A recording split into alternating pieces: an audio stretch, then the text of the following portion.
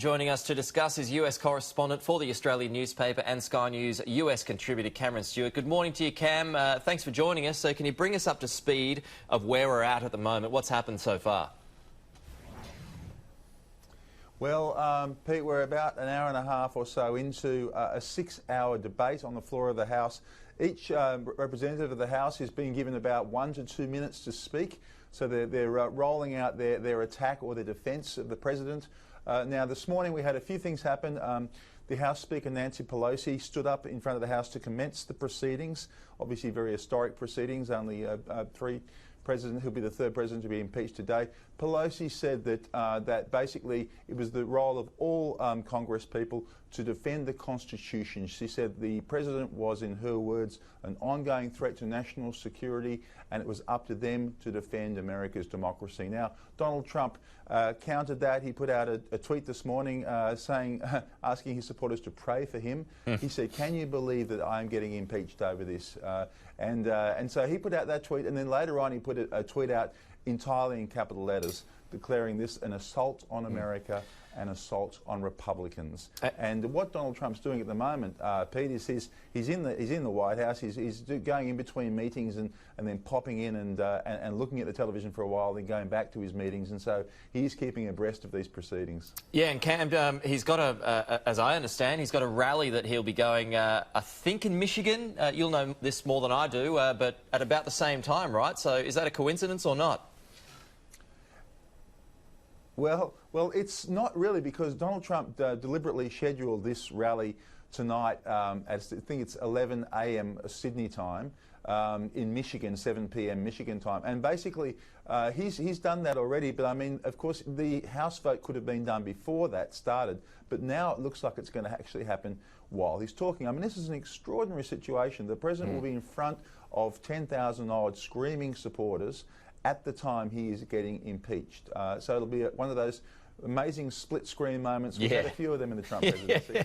So, Cam, it looks as though he is going to be the third, as you mentioned, the third US president to be impeached. Richard Nixon was going to be impeached, but I guess he jumped before he was pushed. How much of a stain do you think this will be on his presidency, bearing in mind that even if he is impeached, it doesn't mean he's going to be forced from office? No, look, there's two ways to answer that, Pete. I mean, the bottom line, there is a stain on his presidency. It is an asterisk that is always going to be there. You know, I mean, there's been a lot of presidents. There's only been now 3 at the end of this day that have been impeached. And so, you know, that's always in the history books. It's always a question mark. It's always an asterisk over his name. And that's why Trump is so upset about this. I mean, you saw in that incredible 6-page explosive letter he wrote yesterday to Nancy Pelosi how angry and wounded Donald Trump is about this. He really doesn't like this stain on his legacy. Politically, however, it may not affect him at all. It may even help him. So, you know, there's no sign at all in the polls that he's going to be harmed by this. If he's not being harmed by this at the moment, it's very hard to imagine he'll be harmed by it in 10 months' time when the election takes place. So I think there's two answers to that. It is a stain on his legacy, which he won't like, but politically, I don't think it's going to hurt him at all. I was reading an interesting piece this morning, Cam, about the last time a US president was impeached, and that was Bill Clinton. And it talked about how Bill Clinton was very remorseful for his actions, whereas Donald Trump doesn't seem to be very remorseful for his actions at all. Other than the differences of why they were impeached, are you able to explain your thoughts on the differences between the two? Well, yes, it's interesting. With Bill Clinton, as you say, he was remorseful for what he'd done. He was admitting what he had done, and he also had Democrats who voted to impeach him. So and so that's the things that are different here. Donald Trump has said, "I did nothing wrong. That phone call to Ukraine was perfect. I'm being impeached for nothing." Republicans are also taking that argument. They're saying he is being impeached for nothing. And every single Republican in the House is expected to vote against impeachment. Now, that's the first time out of the 3 presidents that have been impeached, it's the first time that an entire party has stuck 100% with the president in that circumstance. So, you know, that's a pretty interesting situation. Yeah. Is there a sense of history at the moment in Washington, Cam? Look, yes and no. I mean, I was walking around the Capitol this morning.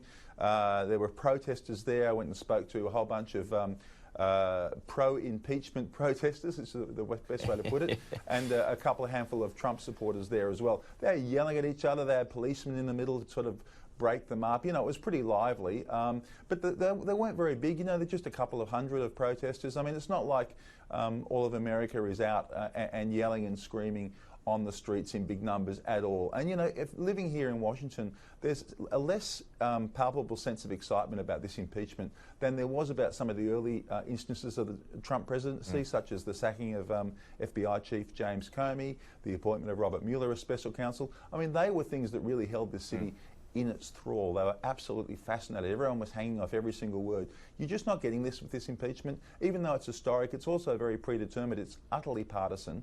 And so, you know, everyone knows exactly what's going to happen. So they're sort of getting excited about something that is playing out in such a predictable manner. All right. Cam Stewart, as always, thank you for your time. Merry Christmas to you. I think this is our last cross for the year. So thanks for always being available, and I look forward to having you on again next year. Pleasure, Pete.